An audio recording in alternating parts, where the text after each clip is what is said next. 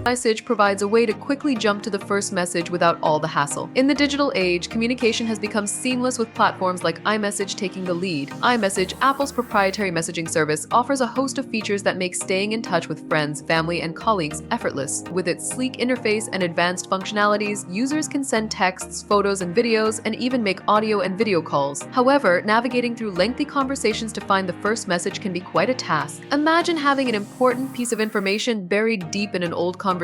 Scrolling endlessly to retrieve it is both time-consuming and frustrating. Thankfully, iMessage provides a way to quickly jump to the first message without all the hassle. This feature is especially useful for revisiting cherished memories, reviewing important details, or simply satisfying your curiosity about the beginnings of your chats. Guide to seeing first message on iMessage without scrolling. Launch the iMessage app on your iPhone or iPad. Choose the conversation you want to view from your list of messages. Tap once at the very top of the screen where the clock is displayed. This action will cause the conversation to scroll up a bit. Continue tapping at the top of the screen. Each tap will scroll the conversation upwards, moving faster than manual scrolling. Alternatively, use the search bar to find keywords that might be near the beginning of the conversation. Tap the search icon, type a relevant word or phrase, and iMessage will highlight matches throughout the chat. By following these simple steps, you can effortlessly navigate to the first message in any iMessage conversation. Whether for nostalgic trips down memory lane or finding crucial information, this feature proves to be a handy tool for all iMessage users. How do I know if I'm blocked on iMessage? If you're blocked on iMessage, your sent messages won't show delivered or read status, and calls to the person may go directly to voicemail. Additionally, messages might appear in green bubbles SMS instead of blue iMessage. These indicators suggest you might be blocked, but they aren't definitive.